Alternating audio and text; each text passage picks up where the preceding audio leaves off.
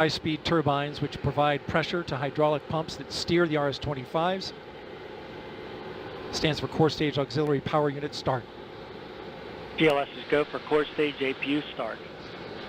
That now leads to the thrust vector control test at T-minus 2 minutes and 30 seconds.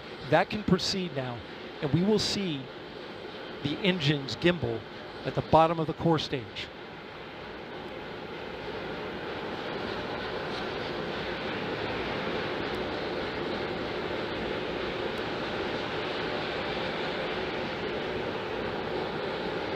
At T-minus 3 minutes and 10 seconds, you will hear the go for purge sequence 4. That's a helium purge of the 4 core stage engines downstream of the propellant valve, getting the air and moisture out.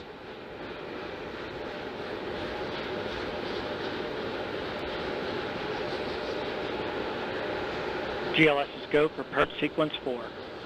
And in just a few seconds, GLS will close the core stage LOX vent, liquid oxygen.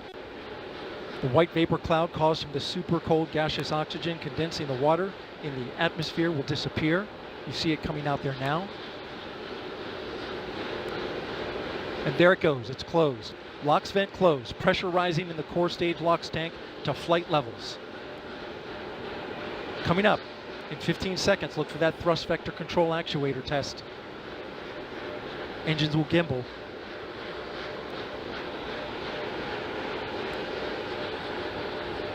And there they go.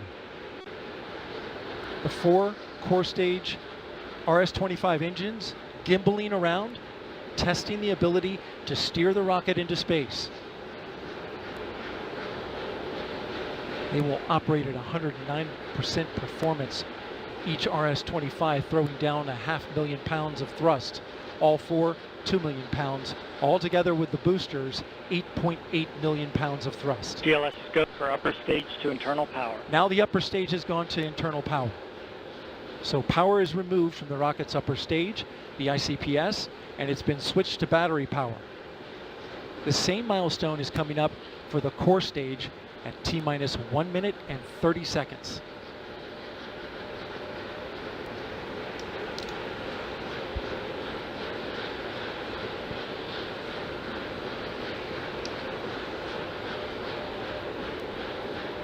GLS is go for core stage to internal power. The rocket's core stage, which houses the 3 flight computers, is now on battery power. So there is no more hold time available because there's no more margin on the batteries. So if we have a hold, we'd have to recycle back to T-minus 10 minutes and recharge those batteries. The count continues. A note now, shortly after liftoff. 1 minute. Shortly after liftoff, Mission Control Houston will take control of the rocket, and my colleague, Leah Cheshire, will take over commentary. T-minus 50 seconds and counting. Coming up at T-minus 33 seconds, the GLS will hand off control to the ALS. This is the autonomous launch sequencer. On board the rocket, it will take over command and control of the rocket. But the ALS will check, make sure there's no holds coming from the ground up until T-minus 2 seconds. GLS is go for ALS. And we are go for ALS. The Space Launch System is now counting down to liftoff of Orion on its maiden voyage to the moon. Launch team can no longer recycle the count. Sound suppressor water now 15. Flowing under the ML. And here we go. 10. Hydrogen burn-off igniters initiated. 7, 6, 5. Core stage engine start. 3, 2, 1. Boosters in ignition. And liftoff of Artemis I. We rise together back to the moon and beyond.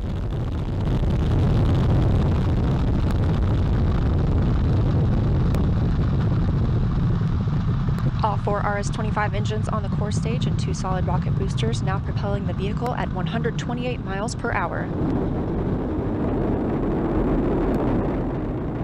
Hearing good control on the roll from teams in Mission Control Houston. All good calls so far. Now 30 seconds into the flight of Artemis I. First milestone will be for the vehicle to pass through Max Q at about 1 minute and 9 seconds into launch.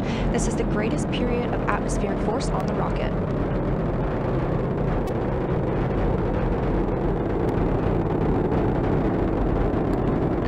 now traveling 607 miles per hour.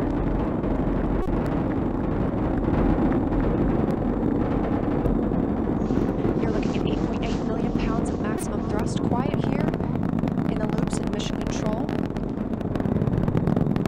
The 4 core stage engines are throttling down ahead of passing through Max Q.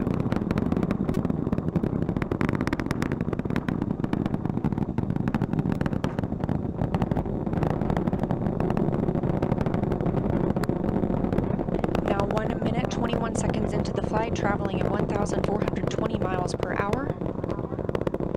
The 4 core stage engines are back at maximum thrust.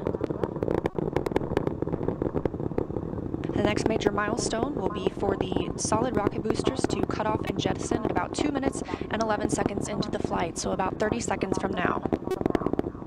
Again, quiet here in Mission Control Houston as teams continue monitoring the flight of Artemis I. We're now 16 miles downrange from the launch pad at Kennedy Space Center, traveling over 2,800 miles per hour.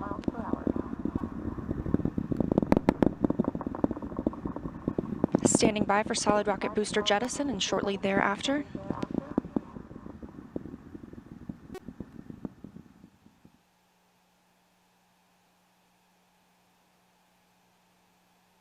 Confirmation that the solid rocket boosters have separated, these 177-foot boosters.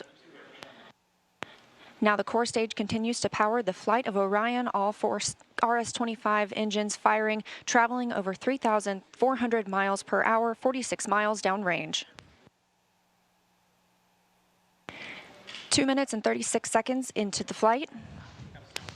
Hearing nominal calls here in Mission Control Houston. We've still got 4 good engines on the core stage. Next up, we'll be looking for the service module fairing to separate. This is 3 15 by 15 foot fairing panels, providing structural support, protecting the service module. Those will separate at about 3 minutes and 11 seconds into flight, and very shortly thereafter will be followed by the launch abort system separation. Just over 3 minutes into the flight of Artemis I, now traveling over 4,060 miles per hour, 83 miles downrange. We just had confirmation that the service module fairing has separated.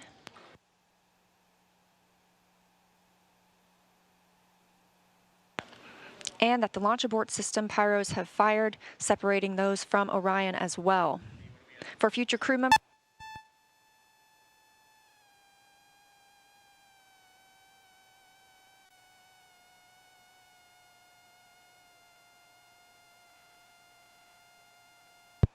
we just heard the call for 3-engine press, meaning if SLS were to lose an engine at this point in the mission, we could still achieve a nominal mission. We would just have an extended main engine cutoff time. However, we still have 4 good engines, all at maximum thrust right now, powering the first flight of Artemis at 5,200 miles per hour, 148 miles downrange.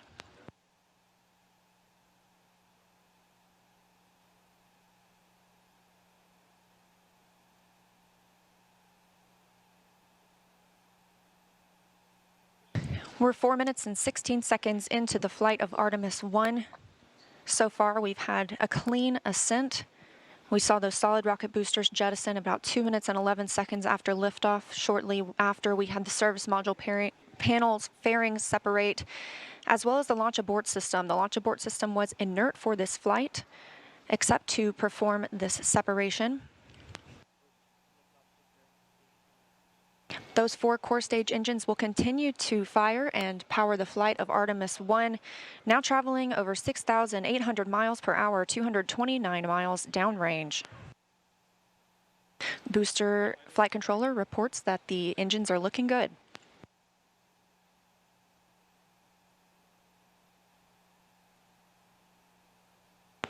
Our core stage main engine cutoff time is about 8 minutes and 3 seconds. We are now 5 minutes and 11 seconds into the flight, 7,656 miles per hour. Again, 4 good core stage engines, those 4 RS-25 engines.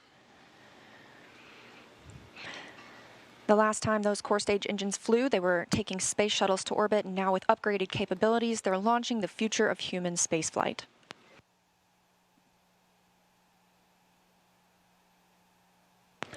5 minutes, 42 seconds into the mission, we are now traveling 8,800 miles per hour, 345 miles downrange from the launch pad at Kennedy Space Center.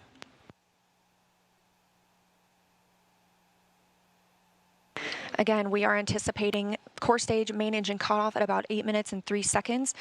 And about 10 seconds later, we'll see core stage separation, at which point Orion and the interim cryogenic propulsion stage will be flying free.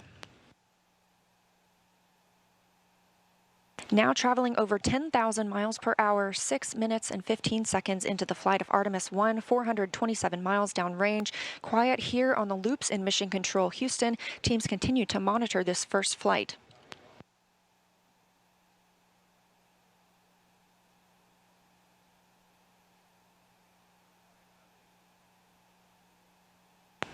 About a minute and a half now until that core stage main engine cutoff time. Our 4 core stage engines continue to fire at maximum thrust.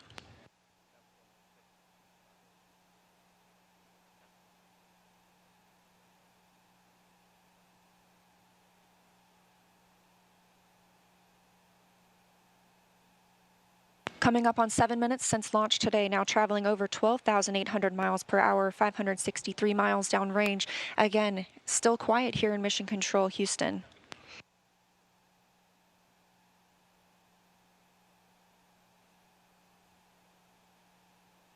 As we prepare for main engine cutoff, the 4 RS-25 engines are beginning to throttle down.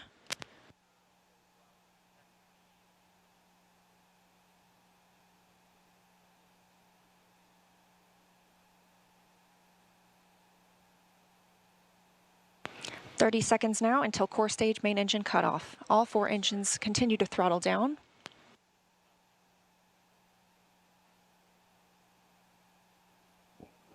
Now 7 minutes, 45 seconds into the flight, traveling over 16,000 miles per hour.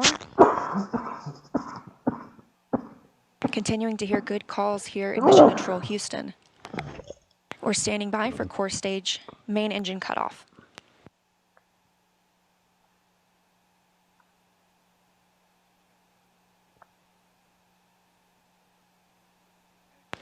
And we have confirmation of core stage main engine cutoff. Orion is now in Earth's orbit. The flight dynamics officer reports that we have a nominal main engine cutoff. And we just heard the call for core stage separation. That means Orion and the interim cryogenic propulsion stage are now flying free from the core stage of the Space Launch System. The next milestone will be solar array deploy approximately 18 minutes after liftoff. But before Orion stretches its wings, let's check back in with our friends at Kennedy Space Center and hear all about what it was like to hear the rocket roar off the launch pad. Megan and Kayla, I've got to hear all about it. Well, if you're just joining us, welcome to NASA's Kennedy Space Center, where we just watched